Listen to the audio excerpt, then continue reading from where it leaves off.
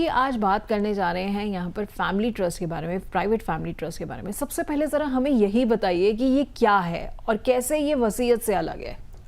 तो private family trust एक संस्था है, पर मैं उसके बारे में बताने से पहले बताता हूँ कि ये क्या नहीं है।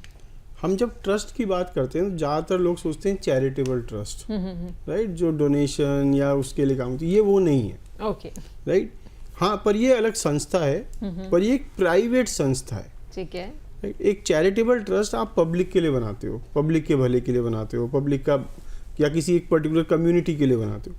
प्राइवेट फैमिली ट्रस्ट में वो जो कम्युनिटी है वो आपकी फैमिली है, तो आपने एक अलग संस्था बनाई जो आपके परिवार के हितों का ध्यान रखेगी, आपके जीवित रहते हुए भी, आपके बाद भी, और आपने इसको प्रॉपर लीगल स्ट्रक्चर दे दिया। ठीक है। इस संस्था को हम ट्रस्ट कहते हैं।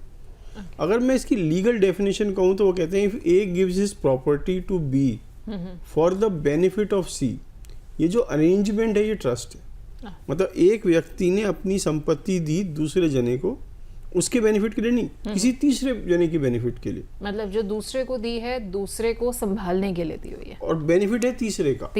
ये जो अरेंजमेंट है ये ट्रस्ट है। तो ट्रस्ट में एक व्यक्ति होता है जिसे कहते हैं सेटलर, इस व्यक्ति ने संपत्ति दी, एक व्यक्ति है ट्रस्टी जो इसको संभालेगा, ठीक है, और एक व्यक्ति है बेनिफिशियरी जिसके फायदे के लिए दी गई। ठीक है। अब ये तीनों सेम व्यक्ति भी हो सकते हैं, अलग अलग भी हो सकते हैं। अच्छा। तो वो थोड़ी कॉम्प्लिकेशन हो जाती है, पर बेसिकली क्या कर रहे हैं हम अपनी संपत्ति को किसी को दे रहे हैं, किसी तीसरे पर्सन के भले के लिए, राइट। उस अरेंजमेंट को ट्रस्ट कहते हैं, और ये एक सेपरेट संस्था है देन ओरिजिनल। मतलब ये आप नहीं हो, ये आपकी द्वारा एक निर्मित की गई संस्था, एंटिटी है जो आपके कहे अनुसार चलेगी जब तक आप जीवित हो तब भी, और जब आपकी डेथ हो गई उसके बाद। Okay, right. तो अगर मैं आपसे कहूँ कि क्या आप अपनी संपत्ति पे कंट्रोल रखना चाहते हैं अपनी मृत्यु के बाद? और मुझे लगता है कि हर कोई रखना चाहता है। तो शायद यही वजह है कि लोग विल भी बनाते हैं। पर विल में प्रॉब्लम क्या है कि जैसी आपने विल करी किसी को, आपके बाद वो संपत्ति उसकी विल में चली गई, उसके बाद चली गई। अब वो कैसे उसका इस्तेमाल कर रहा है ये आपके कंट्रोल के बाहर है। पर ट्रस्ट में तो मैंने कहा तुम्हें दी है, इस तरीके से यूज करोगे, इसके लिए बेनिफिट के लिए यूज करोगे, ये तुम कर सकते हो, ये तुम नहीं कर सकते। ओके। तो if you want to control property from your grave, trust is the only way to do it, right. Trust इतना पावरफुल कॉन्सेप्ट है कि मैं बार बार कहता हूँ every Indian should have a trust.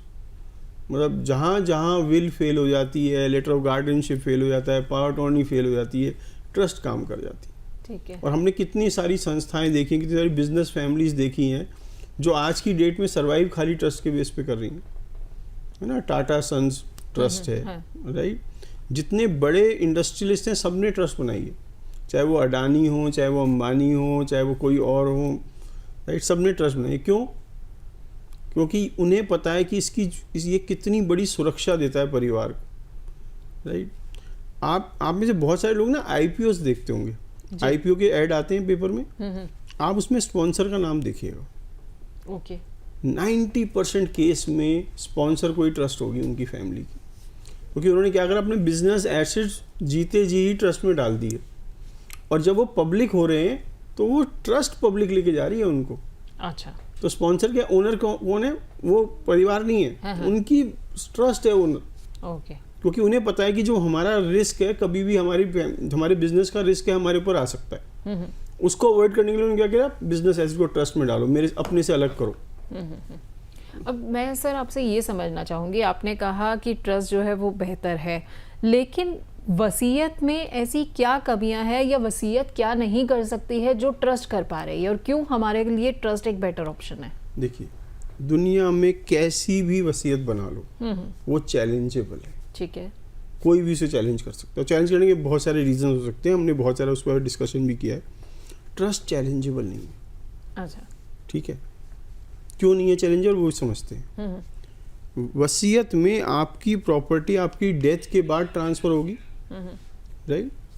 Trust में आपके जीते जी ट्रांसफर हो गई। जब वो ऑलरेडी ट्रांसफर हो गई तो अब लड़ोगे किस बात पे? जी। चैलेंज किस बात का है? चैलेंज तो यही करता है ना कि भाई ये ट्रांसफर नहीं होने दूंगा। मैंने अपने जीते जी अपनी प्रॉपर्टी ट्रस्ट में डाल दी, और अब ट्रस्ट डीड के अनुसार वो वितरित होगी। ओके। विल में क्या होगा, मेरे बाद वो प्रॉपर्टी किसी को जाएगी और ट्रांसफर के लिए जाना पड़ेगा। अगर मैं आपसे पूछूं आपकी विल का बेस्ट एग्जीक्यूटर कौन है, इम्प्लीमेंटर कौन है? आप खुद।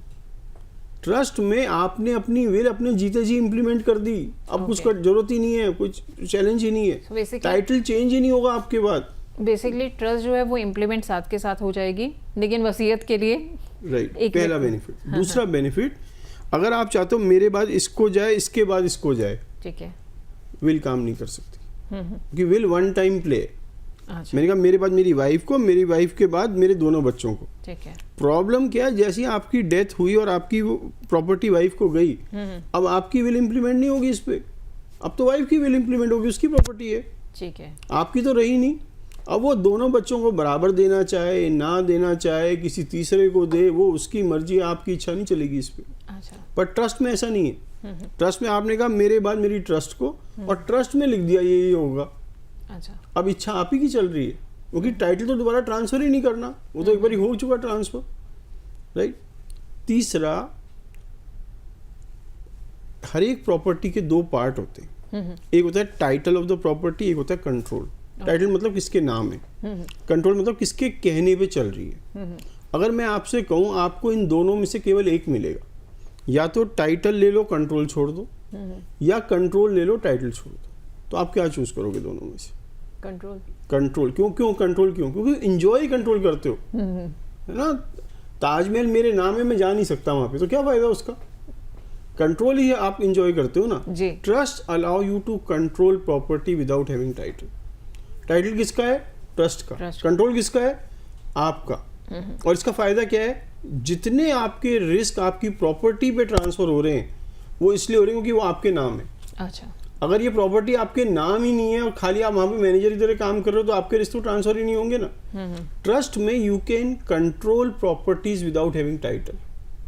तो ये बहुत बड़ा बेनिफिट है जो रिस्क मिटिगेशन के लिए यूज होता है, रिंग फेंसिंग के लिए यूज होता है, रिस्क को कम करने के लिए यूज होता है, एसेट प्रोटेक्शन के लिए यूज होता है ना। कल को मेरे क्रेडिटर्स आए, मैंने जहाँ पे लोन ले रखा है, कि जो कुछ प्रॉपर्टी है जिसमें कोलैटरल में दे रखी है, कुछ मेरी पर्सनल प्रॉपर्टीज है जी। और लोन खराब हुआ तो कोलैटरल तो जाएगी जाएगी, क्योंकि मैंने पर्सनल गारंटी दी है, मैं पर्सनल प्रॉपर्टी भी खराब हो जाएगी सारी, और क्रेडिटर ले जाएगा। पर अगर मैंने वो प्रॉपर्टी लोन लेने के पहले या बाद में ट्रस्ट में डाल दी, जो मैंने गिरवी नहीं रखी, तो क्रेडिटर मेरे से वो प्रॉपर्टी नहीं ले आ सकता, क्योंकि मेरी रही नहीं, वो ट्रस्ट की हो गई। पर कंट्रोल आपका है, आप एंजॉय कर रहे हो विदाउट रिस्क। आपके सेपरेटिंग स्पाउस एलिमिनी क्लेम करें तो आपको तलाक दे रहे हैं, ट्रस्ट को थोड़ी दे रहे हैं, तो प्रॉपर्टी बच गई। Okay, right. तीसरा, अगर आपके बच्चे, सपोज आप हस्बैंड वाइफ हो और आपकी डेथ हो जाती है, आपके बच्चे माइनर हैं या इमेच्योर्ड है ना, 18 साल का बच्चा भी इमेच्योर्ड है, क्या उनमें इतनी समझ होगी कि अपनी संपत्ति का ध्यान रख पाए? बिल्कुल नहीं होती है। और बच्चे कई बार ऐसे भी होता है कि जैसे 18-19 साल के बच्चों को अगर आप इतनी प्रॉपर्टी दे दो तो उनको लगता है कि अच्छा आज ही सब कुछ खर्च इन्फ्लुएंस हो जाते हैं, है ना, हवा में आ जाते हैं। ट्रस्ट में आप वो कंट्रोल कर सकते हो कि तुम्हें इतना इतना पैसा मिलेगा इसी से इस तक, इसके बाद इतना मिलेगा, इसके बाद इतना मिलेगा, इसके बाद, और इस पर्पस के लिए मिलेगा, तो यू कैन कंट्रोल। तो बहुत सारे फायदे हैं ट्रस्ट के। मतलब अगर मैं फायदों की लिस्ट बनाने लगूँ तो पूरा एक एपिसोड लिस्ट पे बन जाएगा।